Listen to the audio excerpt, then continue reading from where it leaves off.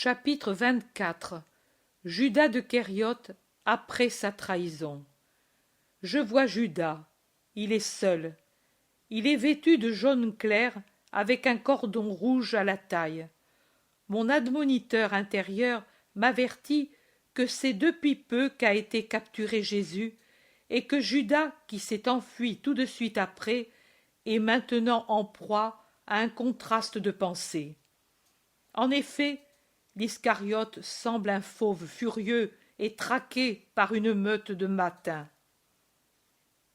Tout souffle de vent dans les feuillages, un bruit quelconque sur la route, l'écoulement d'une fontaine, le font sursauter et se retourner, soupçonneux et effrayé, comme s'il se sentait rejoint par un justicier. Il tourne la tête en la gardant basse, le cou tordu. Il tourne les yeux comme quelqu'un qui veut voir et a peur de voir.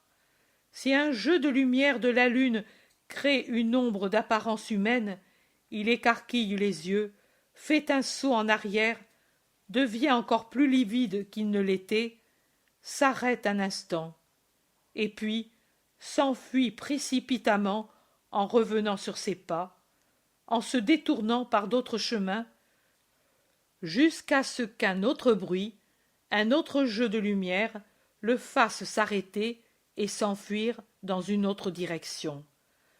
Dans sa folle marche, il va ainsi vers l'intérieur de la ville, mais une clameur du peuple l'avertit qu'il est près de la maison de Caïphe, et alors, en se portant les mains à la tête et se penchant comme si ses cris étaient autant de pierres qui le lapident, il s'enfuit.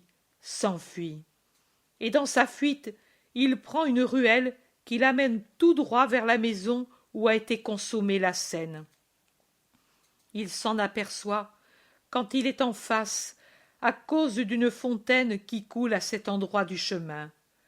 Les pleurs de l'eau qui tombent goutte à goutte dans un petit bassin de pierre et un faible sifflement du vent qui s'insinue dans le chemin étroit en produisant une lamentation étouffée, doivent lui sembler les pleurs de celui qui l'a trahi et la plainte du supplicié.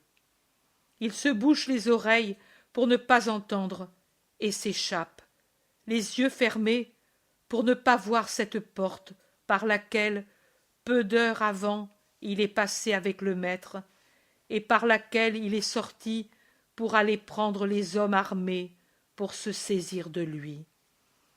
Dans cette course aveugle, il va heurter un chien errant, le premier chien que je vois depuis que j'ai les visions, un gros chien gris et hirsute qui s'écarte en grognant, prêt à s'élancer contre celui qui l'a dérangé. Judas ouvre les yeux et rencontre les pupilles phosphorescentes qui le fixent, et il voit la blancheur des crocs découverts qui semblent produire un rire diabolique. Il pousse un cri de terreur. Le chien, qui peut-être le prend pour un cri menaçant, se jette sur lui, et les deux roulent dans la poussière. Judas dessous, paralysé par la peur, le chien dessus. Quand la bête lâche sa proie, considérée peut-être comme indigne de la lutte, Judas saigne à cause de 2 ou 3 morsures et son manteau a de larges déchirures. Il a été vraiment mordu à la joue au point précis où il a baisé Jésus. La joue saigne et le sang souille au cou le vêtement jaunâtre de Judas. Le sang lui fait une sorte de collier en imbibant le cordon rouge qui serre le vêtement au cou, et il le rend plus rouge encore. Judas met la main à sa joue, il regarde le chien qui s'éloigne mais le guette dans l'ouverture d'une porte. Il murmure « Belzébuth !» et poussant de nouveau un cri, il s'enfuit, poursuivi par le chien pendant quelque temps. Il fuit jusqu'au petit pont qui est près du Gethsémani. Là, soit fatigué de le suivre, soit que l'eau l'éloigne parce qu'il est hydrophobe, le chien abandonne sa proie et revient en arrière en grognant. Judas, qui s'était jeté dans le torrent pour prendre des pierres et les jeter au chien, le voyant s'éloigner, regarde autour de lui et s'aperçoit qu'il a de l'eau jusqu'à mi-mollet. Sans s'occuper de son vêtement de plus en plus trempé, il se penche sur l'eau et boit comme s'il était brûlé par la fièvre, et il lave sa joue qui saigne et doit lui faire mal. À la clarté d'un premier réveil de l'aube, il remonte sur la berge, de l'autre côté, comme s'il avait encore peur du chien, et n'osait pas revenir vers la ville. Il fait quelques mètres et se trouve à l'entrée du jardin des Oliviers. Il crie « Non, non !» en reconnaissant l'endroit. Mais ensuite, je ne sais par quelle force irrésistible ou par quel sadisme satanique et criminel, il avance en cet endroit. Il cherche l'endroit où est arrivée la capture. La terre du sentier, foulée par de nombreux pieds, l'herbe piétinée en un point donné, et du sang par terre, peut-être celui de Malchus, lui montre que c'est là qu'il a indiqué l'innocent au bourreau. Il regarde, et puis il pousse un cri rauque et fait un saut en arrière. Il crie « Ce sang ! Ce sang !» et il le montre. À qui? Avec son bras tendu et son index qu'il pointe. Dans la lumière croissante, son visage se montre terreux et spectral. Il semble fou. Il a les yeux écarquillés et brillants comme s'il délirait. Ses cheveux ébouriffés par la course et la terreur semblent dressés sur sa tête. La joue qui enfle lui tord la bouche en un rictus. Son vêtement déchiré, couvert de sang, mouillé, boueux, car la poussière, en se mouillant, est devenue de la boue, le rend semblable à un mendiant. Son manteau aussi, déchiré et boueux, pend d'une épaule comme une guenille, et il s'y empêtre quand, continuant à crier « Ce sang! Ce sang !» il recule comme si ce sang était devenu une mer qui monte et submerge. Judas tombe à la renverse et se blesse derrière la tête en heurtant une pierre. Il pousse un gémissement de douleur et de peur. « Qui est-ce » crie-t-il. Il doit avoir pensé que quelqu'un l'a fait tomber pour le frapper. Il se retourne avec terreur. Personne. Il se lève. Maintenant, le sang dégoutte aussi sur la nuque. Le cercle rouge s'élargit sur le vêtement. Il ne tombe pas par terre, car il y en a peu. Le vêtement le boit. Maintenant, la corde paraît déjà au cou. Il marche. Il retrouve la trace du feu allumé par Pierre au pied d'un olivier, mais il ne sait pas que c'est Pierre qui l'a fait et croit que Jésus était là. Il crie « Allez, allez !» et avec les deux mains tendues en avant, il paraît repousser un fantôme qui le tourmente. Il s'échappe et va finir justement contre le rocher de l'agonie. Maintenant, l'aube est nette et permet de bien voir, et tout de suite. Judas voit le manteau de Jésus laissé plié sur le rocher. Il le reconnaît. Il veut le toucher. Il a peur. Il allonge la main et la retire. Il veut, il ne veut pas. Mais ce manteau le fascine. Il gémit « Non, non !» Puis il dit « Oui, par Satan ! Oui, je veux le toucher. Je n'ai pas peur. Je n'ai pas peur. » Il dit qu'il n'a pas peur, mais la terreur lui fait claquer des dents. Et le bruit que fait au-dessus de sa tête une branche d'olivier remuée par le vent et qui heurte un tronc voisin le fait crier de nouveau. Pourtant, il fait un effort et saisit le manteau. Et il rit, un rire de fou, de démon, un rire hystérique, saccadé, lugubre qui n'en finit pas, car il a vaincu sa peur, et il le dit. « Tu ne me fais pas peur, Christ, plus peur. J'avais si grand peur de toi, car je te croyais Dieu et fort. Maintenant, tu ne me fais plus peur, car tu n'es pas Dieu. Tu es un pauvre fou, un faible. Tu n'as pas su te défendre. Tu ne m'as pas réduit en cendres, comme tu n'as pas lu dans mon cœur la trahison. Mes peurs, quel sot! Quand tu parlais, même hier soir, je croyais que tu savais. Tu ne savais rien. C'était ma peur qui donnait un sens prophétique à tes paroles toutes ordinaires. Tu n'es rien. Tu t'es laissé vendre, indiquer, prendre comme une souris dans son trou. Ta puissance, ton origine. Ha ha ha. Bouffon. Le fort, c'est Satan. Plus fort que toi. Il t'a vaincu. Ha ha ha. Le prophète, le Messie, le roi d'Israël. Et tu m'as assujetti pendant 3 années, avec la peur toujours au cœur, et je devais mentir pour te tromper avec finesse quand je voulais jouir de la vie. Mais même si j'avais volé et forniqué, sans toute l'astuce que je mettais en œuvre, tu ne m'aurais rien fait. Poltron, fou, lâche. Tiens, tiens, tiens, j'ai eu tort de ne pas te faire à toi ce que je fais à ton manteau pour me venger du temps où tu m'as tenu esclave par la peur. Peur d'un lapin. Tiens, tiens, tiens. À chaque tiens, il cherche à mordre et à déchirer l'étoffe du manteau. Il le chiffonne dans ses mains. Mais, en le faisant, il l'ouvre et apparaissent les taches qui l'humectent. La furie de Judas s'arrête. Il fixe ces taches. Il les touche. Il les flaire. C'est du sang. Il le déplie. Elle est bien visible, l'empreinte laissée par les 2 mains tachées de sang quand il appuyait l'étoffe sur son visage. Ah! Du sang! Du sang! Le sien! Non! Judas laisse tomber le manteau et regarde autour de lui. Contre le rocher aussi, là où Jésus s'est appuyé le dos quand l'ange le réconfortait, il y a une tache sombre de sang qui sèche. Là, là, du sang, du sang.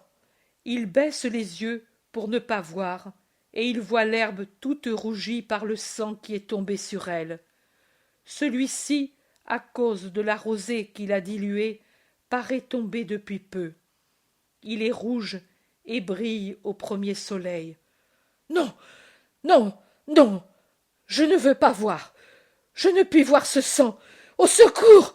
Il porte les mains à sa gorge et perd tout contrôle, comme s'il se noyait dans une mer de sang. Arrière, arrière, laisse-moi, laisse-moi, maudit. Mais ce sang, c'est une mer. Il couvre la terre, la terre, la terre. Et sur la terre, il n'y a pas de place pour moi, car je ne puis voir ce sang qui la couvre. Je suis le Caïn de l'innocent. L'idée du suicide, je crois qu'elle est venue en ce moment, en ce cœur. Le visage de Judas fait peur. Il se jette du talus et s'enfuit par l'oliveraie, sans revenir par la route déjà faite. Il semble poursuivi par des fauves. Il revient dans la ville.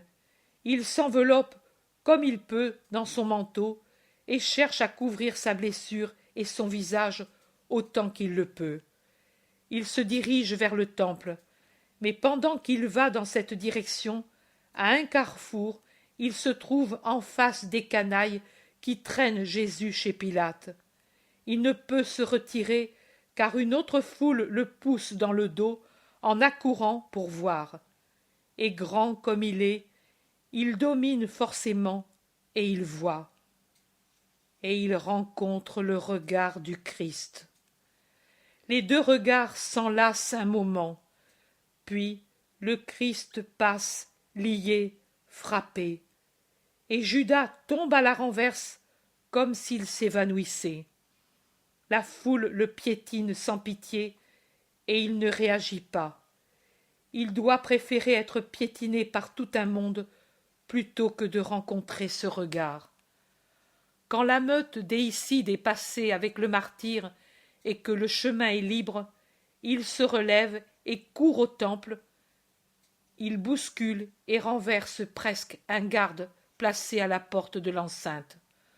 D'autres gardes arrivent pour interdire l'entrée aux forcenés, mais lui, comme un taureau furieux, les écarte tous. L'un d'eux, qui s'accroche après lui pour l'empêcher de pénétrer dans la salle du Sanhédrin où ils sont tous encore rassemblés pour discuter, est saisi à la gorge, étranglé et jeté, sinon mort, certainement moribond, en bas des 3 marches. « Votre argent, maudit, je n'en veux pas !» crie Judas, debout au milieu de la salle, à l'endroit où était avant Jésus. On dirait un démon qui débouche de l'enfer. Ensanglanté, dépeigné, enflammé par le délire, la bave à la bouche, les mains comme des griffes, il crie et semble aboyer, tant sa voix est perçante, rauque, hurlante. « Votre argent maudit, je n'en veux pas. Vous m'avez perdu, vous m'avez fait commettre le plus grand péché. Comme vous, je suis maudit. J'ai trahi le sang innocent. Qu'il retombe sur vous, ce sang, et ma mort. Sur vous. Non. Ah !» Judas voit le pavé baigné de sang. Même ici, il y a du sang. Partout, partout il y a son sang. Mais combien de sang à l'agneau de Dieu pour en couvrir ainsi la terre et ne pas en mourir? Et c'est moi qui l'ai répandu, à votre instigation. Maudit, maudit, maudit pour l'éternité. Malédiction à ces murs, malédiction à ce temple profané, malédiction au pontife déicide, malédiction aux prêtres indignes, aux faux docteurs, aux pharisiens hypocrites, aux juifs cruels, aux scribes sournois. Malédiction à moi, malédiction, à moi. Prenez votre argent et qu'il vous étrangle l'âme dans la gorge, comme à moi la corde. Et il jette la bourse à la figure de Caïphe et s'en va en poussant un cri, alors que les pièces résonnent en s'éparpillant sur le sol après avoir frappé, en la faisant saigner, la bouche de Caïphe. Personne n'ose le retenir. Il sort, il court à travers les chemins, et fatalement il se trouve à rencontrer 2 fois Jésus à l'aller et au retour de chez Hérode. Il abandonne le centre de la ville pour prendre au hasard les ruelles les plus misérables, et il finit de nouveau contre la maison du Cénacle. Elle est entièrement fermée, comme abandonnée. Il s'arrête, la regarde. « La mère !» murmure-t-il. « La mère !» Il reste indécis. « Moi aussi, j'ai une mère, et j'ai tué un fils à une mère. Pourtant, je veux entrer, revoir cette pièce. Là, il n'y a pas de sang. » Il donne un coup à la porte, un autre. La maîtresse de maison vient ouvrir et en trouve la porte, une fente. Et en voyant cet homme bouleversé, méconnaissable, elle jette un cri et essaie de refermer. Mais Judas, d'un coup d'épaule, l'ouvre toute grande et, renversant la femme effrayée, passe outre. Il court vers la petite porte qui donne sur le cénacle. Il l'ouvre. Il entre. Un beau soleil entre par les fenêtres grandes ouvertes. Judas pousse un soupir de soulagement. Il entre. Ici, tout est calme et silencieux. La vaisselle est encore comme on l'a laissée. On comprend que pour le moment, personne ne s'en est occupé. On pourrait croire qu'on va se mettre à table. Judas va vers la table. Il regarde s'il y a du vin dans les amphores. Il y en a. Il boit avidement à l'amphore elle-même qu'il soulève à 2 mains. Puis il se laisse tomber assis et appuie sa tête sur ses bras croisés sur la table. Il ne s'aperçoit pas qu'il est assis justement à la place de Jésus et qu'il a devant lui le calice qui a servi pour l'Eucharistie. Il s'arrête un moment jusqu'à ce que s'apaisent l'essoufflement causée par sa longue course. Puis il lève la tête et voit le calice, et il reconnaît où il s'est assis. Il se lève comme possédé, mais le calice le fascine. Il y a encore au fond un peu de vin rouge, et le soleil, en frappant le métal qui paraît de l'argent, fait briller ce liquide. Du sang, du sang, du sang ici aussi. Son sang, son sang. Faites cela en mémoire de moi. Prenez et buvez. Ceci est mon sang, le sang du Nouveau Testament qui sera versé pour vous. Ah, maudit que je suis, pour moi, il ne peut plus être versé pour la rémission de mon péché. Je ne demande pas pardon, car lui ne peut me pardonner. Hors d'ici, il n'y a plus d'endroit où le Caïn de Dieu puisse connaître le repos. À mort, à mort.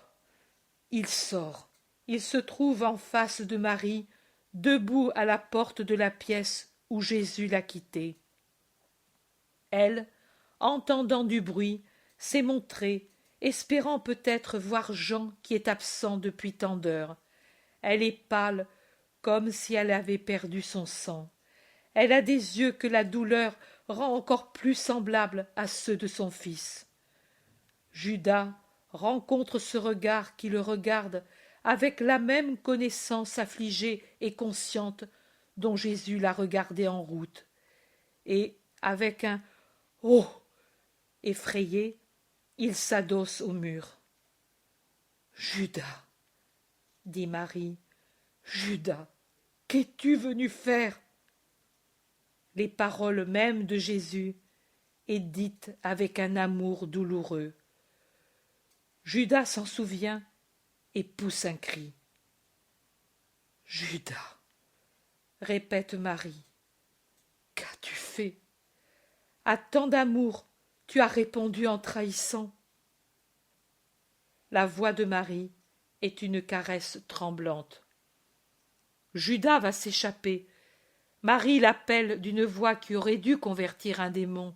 « Judas, Judas, arrête-toi, arrête-toi, écoute. Je te le dis en son nom. Repens-toi, Judas. Lui pardonne. » Judas s'est enfui. La voix de Marie, son aspect ont été le coup de grâce, ou plutôt de disgrâce, car il résiste. Judas s'en va précipitamment. Il rencontre Jean qui accourt vers la maison pour prendre Marie. La sentence est prononcée. Jésus va aller au calvaire. C'est le moment de conduire la mère à son fils. Jean reconnaît Judas, bien qu'il reste bien peu du beau Judas d'il y a peu de temps. « Toi, ici ?» lui dit Jean avec un dégoût visible. « Toi, ici ?» Malédiction à toi, meurtrier du Fils de Dieu. Le maître est condamné. Réjouis-toi si tu le peux, mais dégage le chemin. Je vais prendre la mère. Qu'elle, ton autre victime, ne te rencontre pas, reptile. Judas s'enfuit. Il s'est enveloppé la tête dans les lambeaux de son manteau en laissant seulement une fente pour les yeux. Les gens, le peu de gens qui ne sont pas vers le prétoire, l'évitent comme s'ils voyaient un fou. Et il semble tel. Il erre à travers la campagne. Le vent apporte de temps à autre un écho de la clameur qui vient de la foule qui suit Jésus en lui adressant des imprécations. Chaque fois qu'un pareil écho arrive à Judas, il hurle comme un chacal. Je crois qu'il est réellement devenu fou, car il cogne la tête rythmiquement contre les murets de pierre. Ou bien il est devenu hydrophobe parce que, quand il voit un liquide quelconque, eau, lait porté par un enfant dans un récipient, de l'huile qui coule d'une outre, il hurle et crie « Du sang! Du sang! Son sang !» Il voudrait boire au ruisseau et aux fontaines. Il ne le peut car l'eau lui paraît du sang, et il le dit.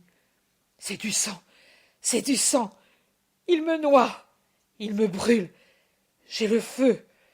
Son sang qu'il m'a donné hier est devenu du feu en moi. Malédiction à moi et à toi. Il monte et descend les collines qui entourent Jérusalem, et son œil irrésistiblement va au Golgotha, et par deux fois il voit de loin le cortège qui monte en serpentant la côte. Il regarde et pousse un cri. Le voilà au sommet. Judas aussi est au sommet d'une petite colline couverte d'oliviers. Il y est pénétré en ouvrant une fermeture rustique comme s'il en était le maître, ou pour le moins très habitué. J'ai l'impression que Judas ne se souciait pas beaucoup de la propriété d'autrui. Debout sous un olivier, à l'extrémité d'un talus, il regarde vers le Golgotha. Il voit se dresser les croix, et il comprend que Jésus est crucifié. Il ne peut voir ou entendre, mais le délire ou un maléfice de Satan lui font voir et entendre comme s'il était au sommet du calvaire. Il regarde comme halluciné. Il se débat. Non, non, ne me regarde pas, ne me parle pas, je ne le supporte pas. Meurs, meurs, maudit! Que la mort ferme ces yeux qui me font peur, cette bouche qui me maudit. Mais moi aussi je te maudis, puisque tu ne m'as pas sauvé. Son visage est tellement hagard qu'on ne peut le regarder. Deux filets de bave descendent de sa bouche hurlante. La joue mordue est livide et enflée, et fait paraître son visage déformé. Les cheveux collés, sa barbe très noire qui a poussé sur ses joues en ces heures, mettent un bâillon lugubre sur ses joues et son menton. Les yeux ensuite. Ils roulent, ils louchent, ils sont phosphorescents, des yeux de démon. Il arrache de sa taille le cordon de grosse laine rouge qu'il a ceint de 3 tours. Il en éprouve la solidité en l'enroulant autour d'un olivier et en tirant de toutes ses forces. Il résiste, il est solide. Il choisit un olivier qui se prête à ce qu'il veut faire. Voilà. Celui qui penche au-delà du talus, avec sa chevelure en désordre, va bien. Il monte sur l'arbre. Il assure solidement un nœud coulant à une branche des plus robustes et qui pend sur le vide. Il a déjà fait le nœud coulant. Il regarde une dernière fois vers le Golgotha, puis il enfile la tête dans le nœud coulant. Maintenant, il paraît avoir 2 colliers rouges à la base du cou. Il s'assoit sur le talus, puis d'un coup se laisse glisser dans le vide. Le nœud le serre. Il se débat quelques minutes. Ses yeux chavirent. L'asphyxie le rend noir. Il ouvre la bouche. Les veines du cou se gonflent et deviennent noires. Il envoie 4 ou 5 coups de pied dans l'air, dans les dernières convulsions. Puis la bouche s'ouvre et la langue pend, noire et baveuse. Les globes oculaires ouverts sortent de la tête, montrant le blanc de l'œil injecté de sang. L'iris disparaît vers le haut. Il est mort. Le vent fort qui s'est levé avant l'orage imminent balance le macabre pendule et le fait tourner comme une horrible araignée suspendue au fil de sa toile. La vision finit, et j'espère arriver à oublier bientôt tout ceci, car je vous assure que c'est une vision horrible.